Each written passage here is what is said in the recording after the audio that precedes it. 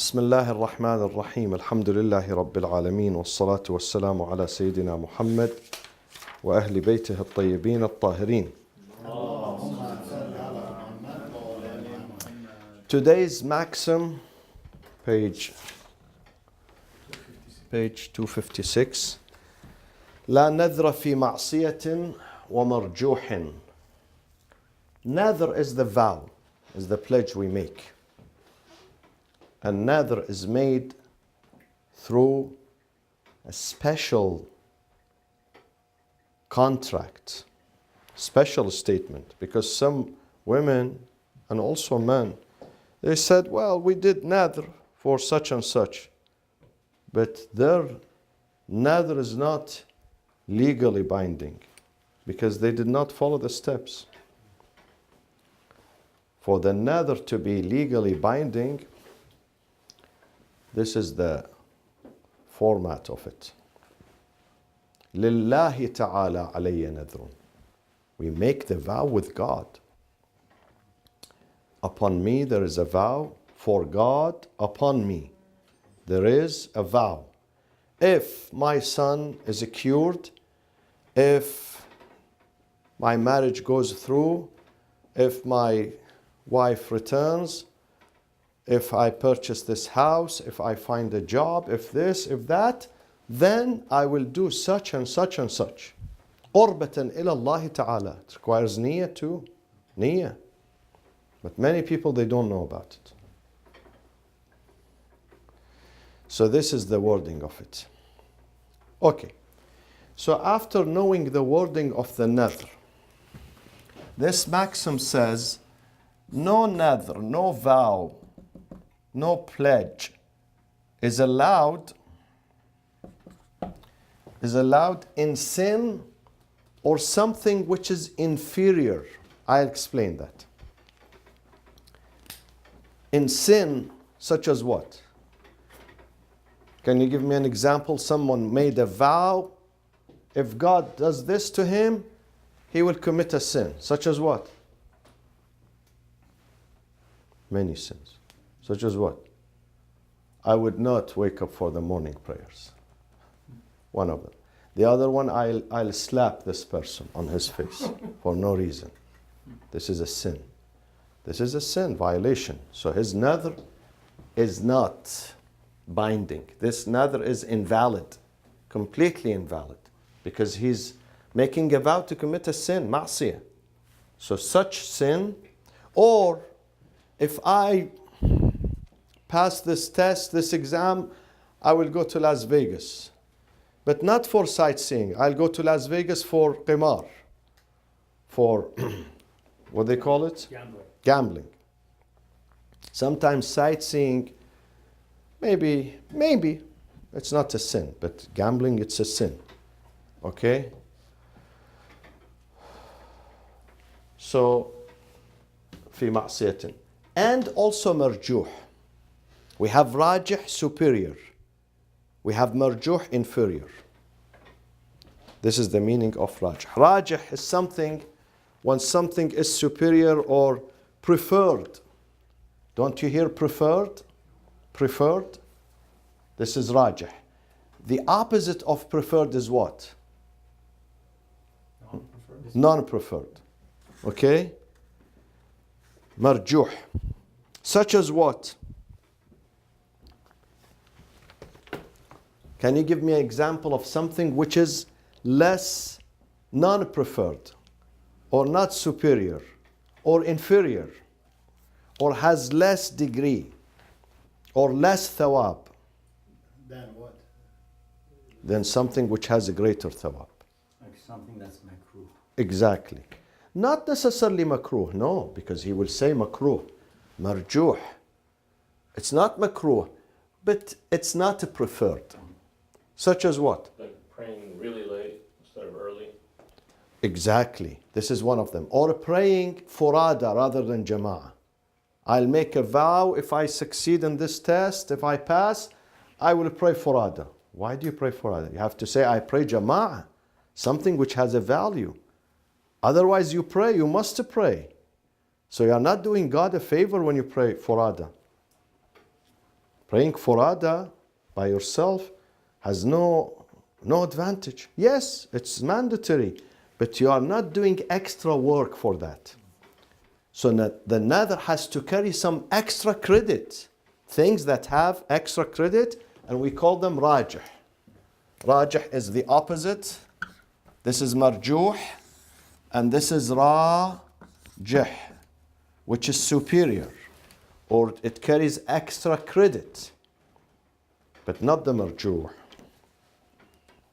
Okay, so it is not the vow becomes invalid when someone makes a vow to commit a sin. He says I'll make a vow, nadr, that if he says salam to me, I would not answer his salam. No, this is ma'siyah. This is sin. Because answering the salam is mandatory. Or he says, he makes a vow that if I see him, I would not begin the salam.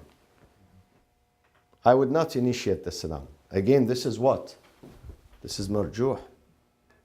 Because it is rajih, superior, and it has extra credit if you initiate the salam.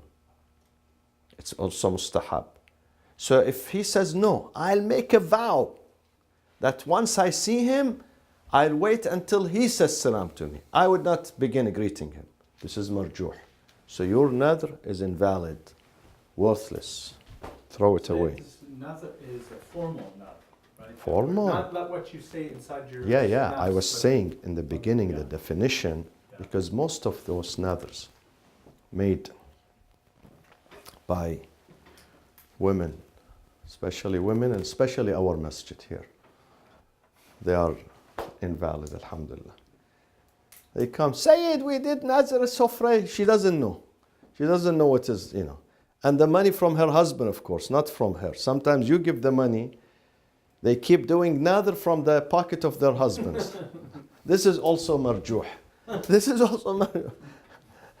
Someone, she wants to do Nadr 500, gives $500, but from the pocket of her husband. You have to own the money. You cannot overburden. Sometimes your husband is really rich. He's rich. $500 would not. But if your husband is a hard-working person, how can you make a nadr yourself and you get the money from him? This is what most people do. They don't understand the meaning of it, the definition of it, the protocol of it. Nadr is a formal statement. Lillahi ta'ala. Some people say, I do nadr for Abu al-Fadl Abbas. No. Yes, the thawab goes. The thawab of what I am doing is devoted to Abu al-Fadl Abbas, devoted to this Imam, this Prophet, the thawab, the reward.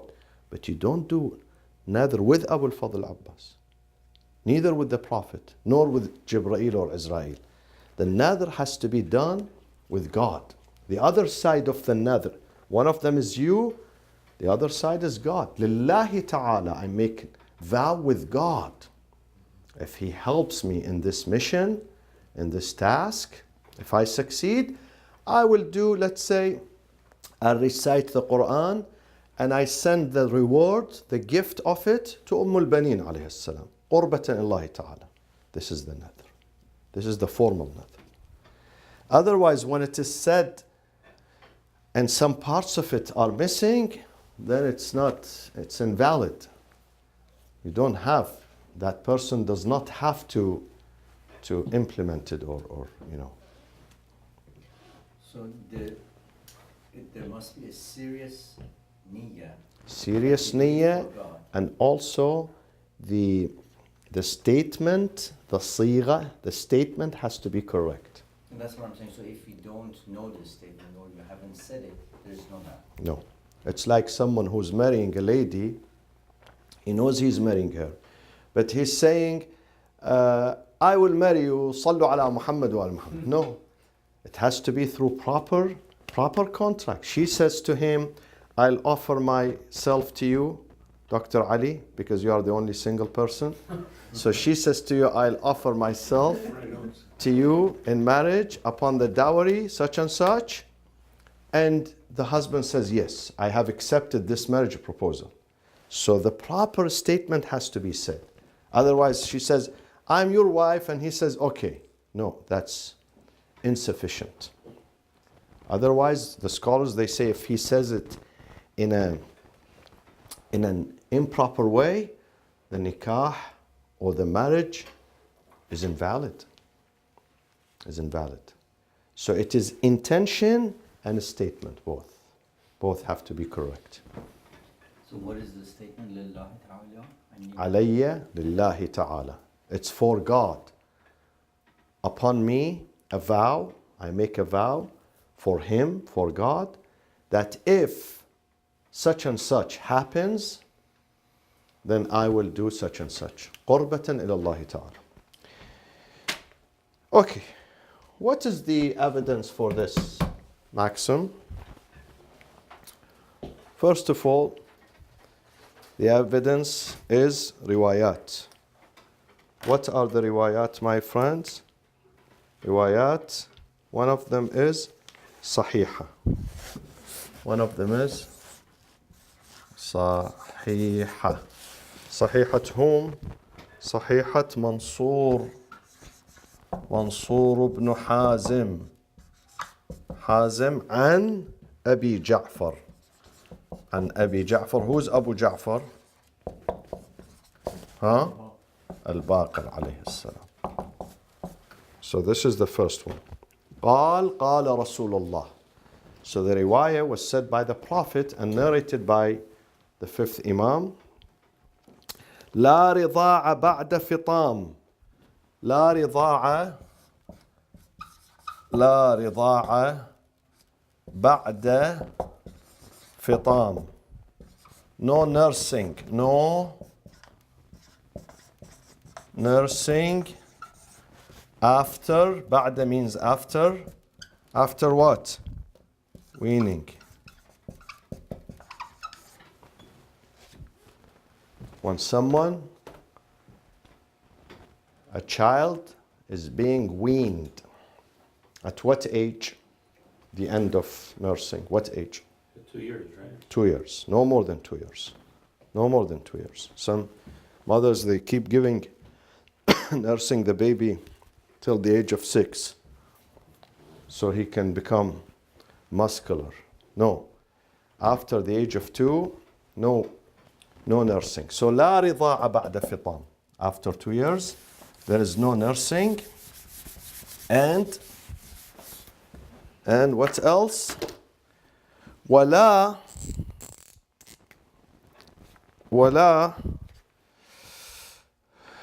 نذر في معصية. ولا نذر, this is the hadith of the Prophet. ولا نذر في معصية. No vow is going to be validated with committing a sin. So this is the sahih. This is one of them. So when you do nadhr belongs to what? What sort of things you have to pledge for? Halal thing. Halal and also ta'ah. Ta'ah, there is in that, there is some value, some worthiness, like Quranic recitation, like Umrah, like 2 rak'ah prayers, like feeding a poor, like sheltering an orphan, giving medicine to a sick. This is an act of obedience, ta'ah, which has some value. Otherwise, I make nadhr that I go home tonight. Of course you go home. Where do you go? You go home every night. Or I make nadhr to have lunch today, for instance. There is no credit in that. You do this every day. You have lunch, breakfast. You have to do something which really is considered ta'ah. There is obedience. There is some value in it. Let's say I do nadhr to go and visit my parents. Yes, Usually I don't go, let's say, busy, but if this happens, inshallah, I'll do vow to go and visit my mother, my father. Then this is an act of obedience. Okay. Say, question. Yes. The first one from Imam Bakr, no nursing after weaning. How does that tie into The Prophet was saying certain sentences, know this, with this, know this, with this, know this, with this. One of them, no nursing with weaning, after weaning, and no vow in sin. He was enumerating many things. Oh, okay. Many things, maybe 6 or 7. So I gave you an example of 2 of them. Okay? وَلَا يُتْمَ بَعْدَ بُلُوغ. What does it mean? Eating. No. Yutm, orphanage. Meaning, when someone loses his father, you call him yatim, orphan, until the age of maturity. But not when he reaches 70 years old, you still call him yatim. Bichara yatim. No, you call him yatim until the age of, let's say, 14, 15. He's yatim. After that, he's baligh. You don't keep calling him yatim. Yatim has certain limits. So you don't call him yatim after, though he is yatim, in reality he is, but you stop calling him because now he's a man. He's a man, so there is no need to call him yatim. Ex-yatim. Ex-yatim. Okay. Of course,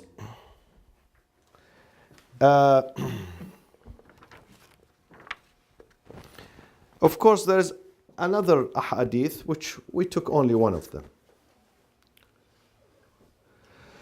Now the hadith says that the nadr has to have one of the 2 values. Either manfa'atun dunyawiyah or manfa'atun ukhrawiyah. Either it has value in this dunya. Let's say value for you, let's say, for your family. That I will study more. Studying more is good. This is for the dunya. Or maybe I will work more. If my family is in need, I will make a vow. I will stay up the night tonight to work. This is a material benefit in it. Material benefit. Or spiritual benefit for the akhirah. Like the examples I gave. Sheltering an orphan, feeding a hungry person, holding the hands of someone crossing the street with him, guiding someone, bringing happiness to someone. These are acts of worship, ta'ah, which has the ukhrawi benefit. It has a benefit for the next life, next chapter. Okay, what do you think the second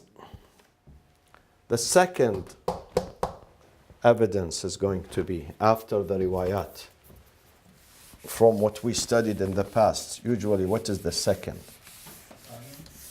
Tasalum. Ahsant. Before we go to Salam, let's write Tasalum, no problem. Number 2 is At-Tasalum, the agreement of the scholars that the vow should have value. So it cannot be a sin or it cannot be inferior. This is among the scholars. Okay?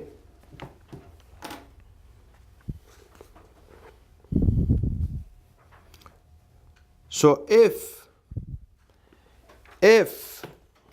someone, let me ask you this question. If someone made a vow to do something makruh, undesired, is that vow acceptable and valid? It's the case of Marju. It's the case of Marju. Yeah. So would that be valid or not? No. It won't be valid. As if he didn't do any vow. لا ينعقد. They say no, it's not binding. Doesn't even form. Doesn't, from the beginning it's invalid. It's void. Now, we mentioned riwayat, but before riwayat, what do we have? Quran. Quran. وَأَوْفُوا بِالْعَهْدِ إِنَّ الْعَهْدَ كَانَ مَسْئُولًا. This is Surah Al-Isra, chapter 17. وَأَوْفُوا بِالْعَهْدِ. Fulfill the promise. For the promise, you are being asked about it before God when you make a promise. كَانَ مَسْئُولًا. You will be asked about it. Can we use this verse in this situation? وَأَوْفُوا بِالْعَهْدِ إِنَّ الْعَهْدَ كَانَ مَسْئُولًا. It's about fulfilling the promise.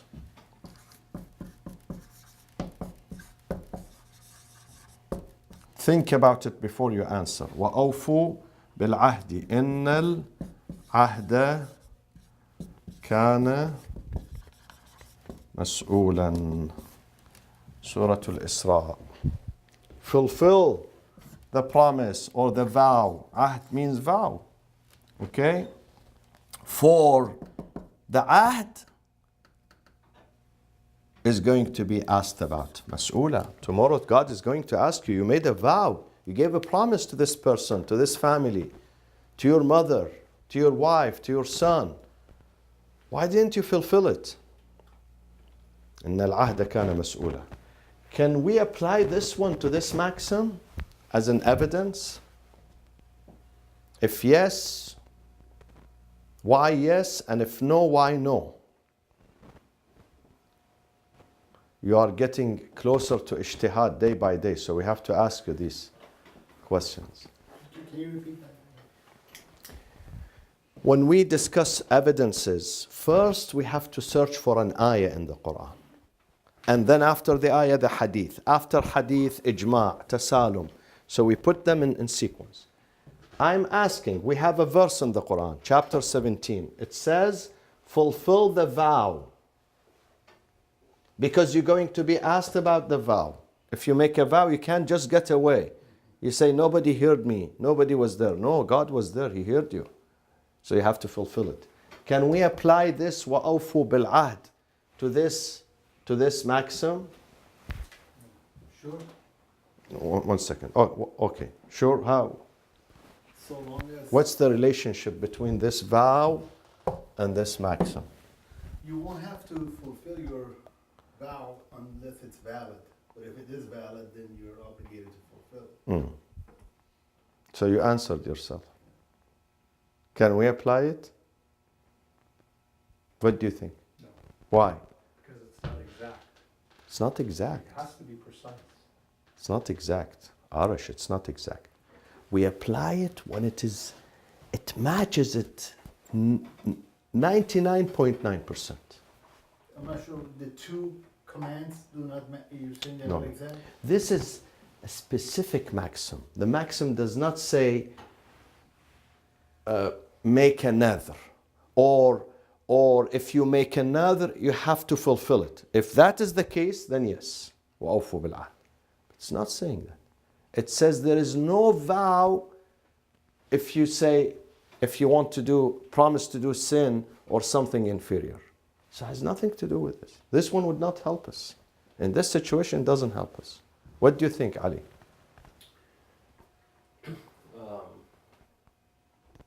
I guess how you define ahad, number one. Ahd is vow. Let's say nadr. Let's say nadr, okay? Yeah. Though it is greater than nadr.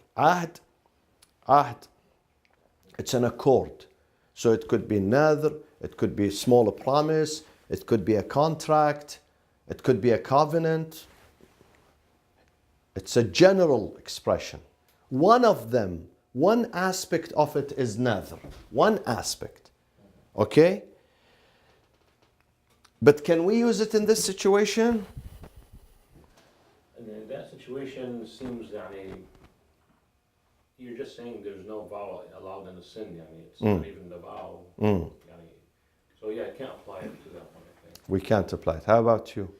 Well, the ayah is a generic ayah, while the aqidah is more specifically. But we pointing. used.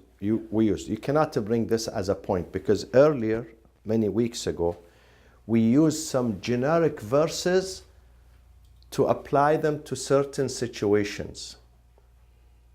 We did that, generic. Nothing wrong with using a generic ayah for a specific situation. Nothing wrong with that. Because when it is generic, it has many applications. A, B, C, D, E, F. Okay? One of them is E, one of them is F.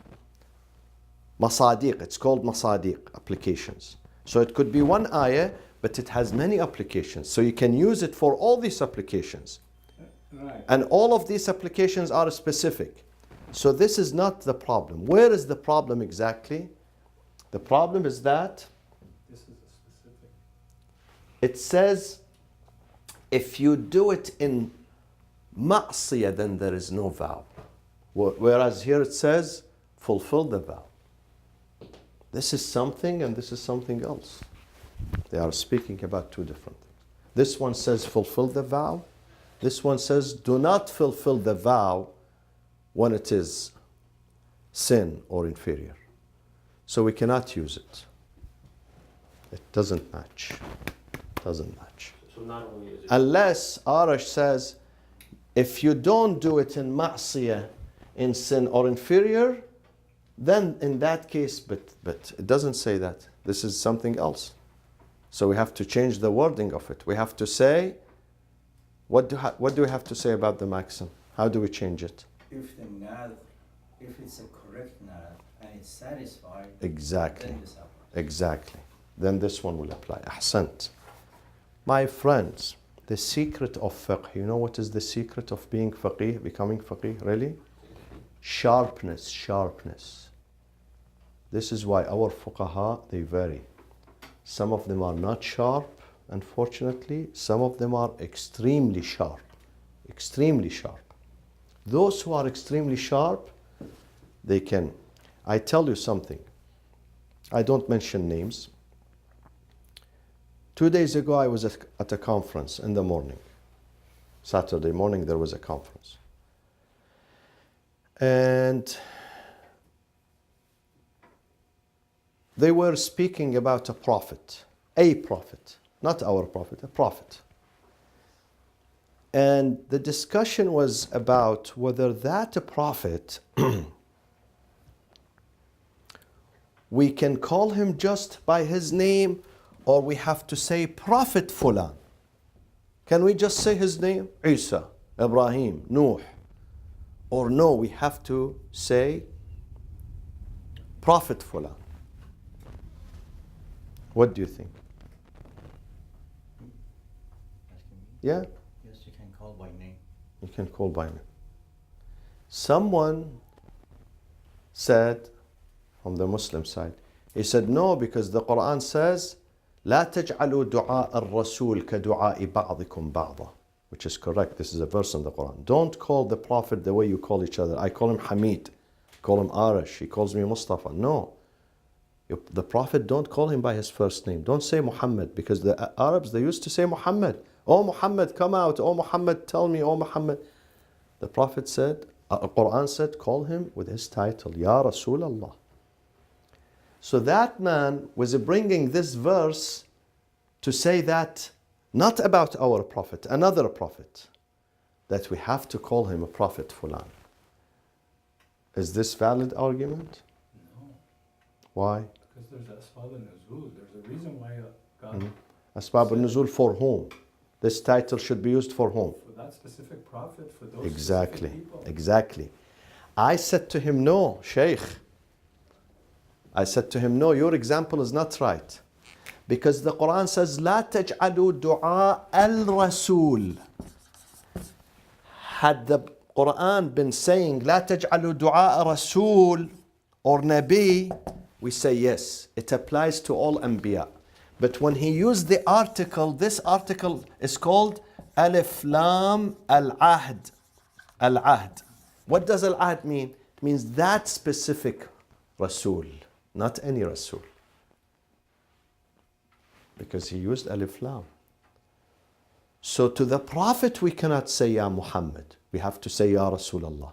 But to other prophets there is nothing in the Quran that says, yes, out of respect, of course. Or Out of qarina, for For knowing, oh, you are talking about the Prophet, not Yeah. someone else. Yeah, no, of course, let's say we are discussing the Prophet. So you don't have to say, it's not haram if you say Isa or Musa or Ibrahim. No, maybe it's less respectful. Less respectful. But there is nowhere in the Quran says, when you say Musa, say an Nabi Musa or a Prophet Musa. Nowhere. So you can still say Musa. Though it's better to say an Nabi Musa alayhi salam, just like when we call him Hajj, doctor, Imam, Sheikh, Sayyid, Fulan, Mawla. The Pakistanis, they say Qibla, they call me Qibla. This is the top. Top. Qibla means direction of worship. Yeah, really, this is very popular. You know that? Even the Afghanis, they use it. Qibla. Yeah. So these are titles, but for the Prophet, we cannot use. So I was giving an example. The ayah has to be specific, my friends. Specific. Because why? Alif Lam al-Ahd here. Al-Rasul, it means Al-Rasul Muhammad sallallahu alayhi wa sallam. We are speaking about this specific man, not any prophet. So don't call him by his first name. But others, there is nothing in the Quran that says don't call Isa by his first name or Musa or whatever. Okay. Let's go to one more thing. Say a quick question.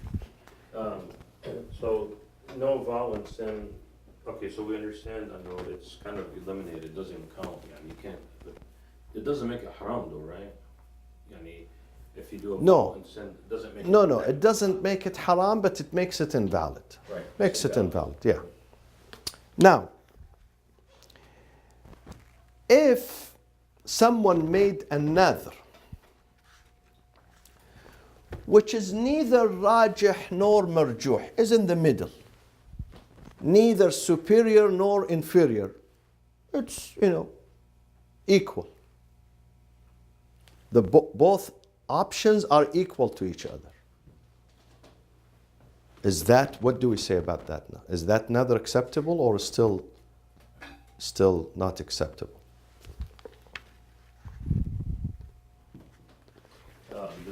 Does Raja incorporate ta'a? Rajih, yeah. Rajih, it has a value, it has a credit, it has a benefit. This is why it's called. In this example that I gave, I'll give you an example. He made another that if I go to the classroom, I'll either sit on this chair or that chair, let's say. I will sit on this chair. And there is no difference between this chair or that chair, or this side or that side. No difference. So neither rajih nor marjuh. Neither inferior. We cannot say this is inferior. Listen, don't do this. This is inferior. Nor superior. It's equal, whether you sit here or you sit there.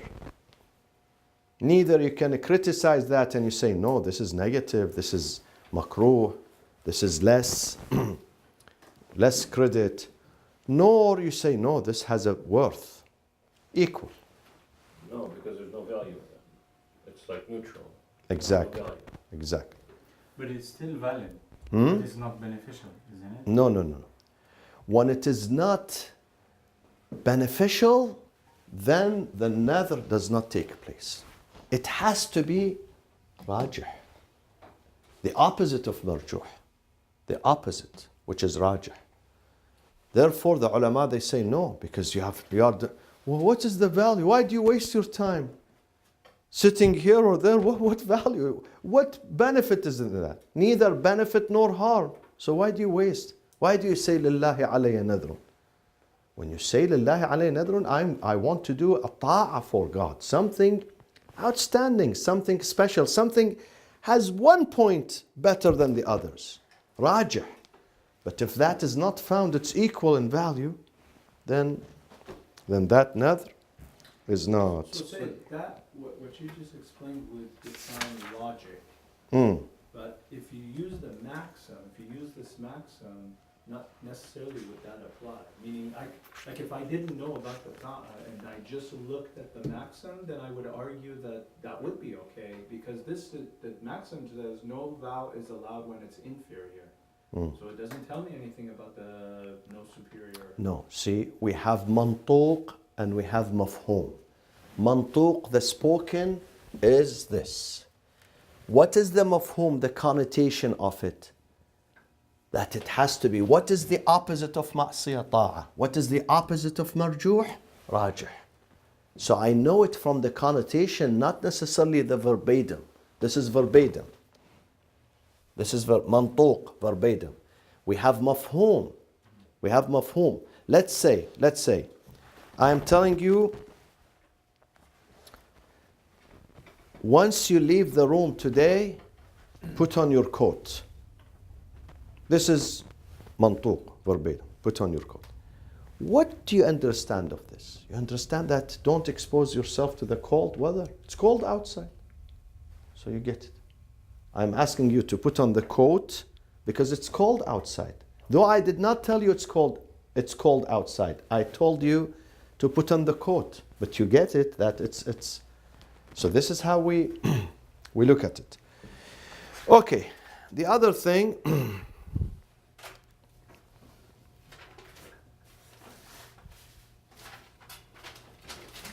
now, if someone, this is the last mas'ala.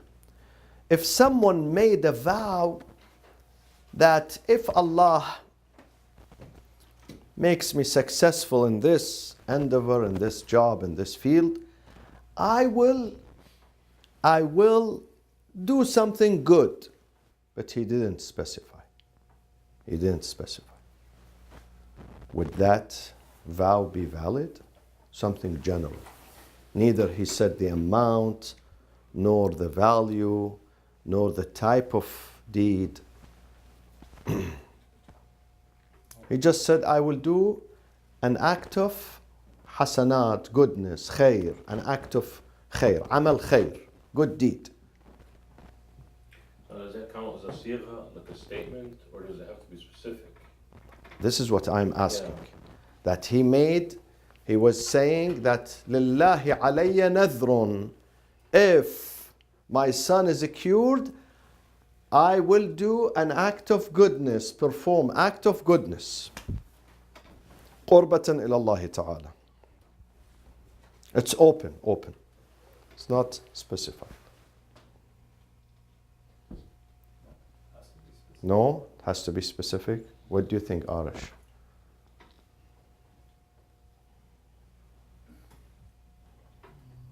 Either yes or no. You don't have to think a lot about it.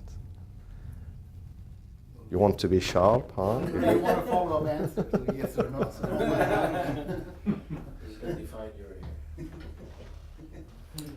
I'm giving you a hint. Look at the maxim. We are studying a maxim. It is related to the maxim. So look at the maxim, you get the answer. And it counts. Huh? And it counts if it's an act of goodness, you're saying. So it counts? Because you're saying it's an act of goodness, so it's... So it's neither sin nor inferior. Right. So it counts. Either if you don't specify. And in that case, he does 2 rak'ah of prayers. He gives $1 to someone who is needy. He says salam, act of goodness, salam alaikum. He comes to the masjid, salam alaikum, salam alaikum. But not in the middle of Friday prayers to disrupt, outside. An act of goodness. He gives a cup of water to someone. So that vow is fulfilled by any act of goodness that people say, yes, this is act of goodness. This is of a value, of a benefit. At what point does he define it then? So he defines it after his wishes? No. Yeah, of course. After the wishes is fulfilled. In his head that this is the act right here. He didn't know. He was so in a rush and he didn't know what to do. Some people, they really don't know. He said, act of goodness, inshallah. I will think about it later on. I'll determine it later on. But he has to determine it. Yeah, let's say not necessarily at the same time. Okay. He determines an act of goodness, but without specification. You know, say, what I mean is sort of, yeah, let's say, no, he did an act, but he didn't think about it in association with another. Let's say he helped an old lady across the street. Yeah? Does that, God counts it for him, or Yeah. because it wasn't his intention that this is? No. Let's say he only, because he was so busy, and let's say his son was bleeding, he didn't know what to say at that time. He said act of goodness. All what it came to his mind is hasana, act of ihsan. Right. And then after that he decided that act of ihsan, it could be giving a cup of water to someone. بس قصدي لما فكر بالاكت اوف احسان هو بيعملها لنقول my accident ده برا No. بس After that, no. Yeah. At the time of fulfillment, you have to have the intention. yeah, that's what I'm asking. To Of, link it. exactly. You have to have the niyyah that I am doing this because of the vow that I made. Yes, that's fine. This is your example is like many people who say they haven't paid khums. He says, say it for 50 years. But I gave sadaqah, I gave help. Is that counted as khums? I said, well, I don't know. Khums has an intention, niyyah. It's an act of worship. It's an act of worship. When you give it, you have to say, this is the dues that I have to give. So it requires an act of intention. وصلى الله وسلم على سيدنا محمد وأهل بيته الطيبين الطاهرين.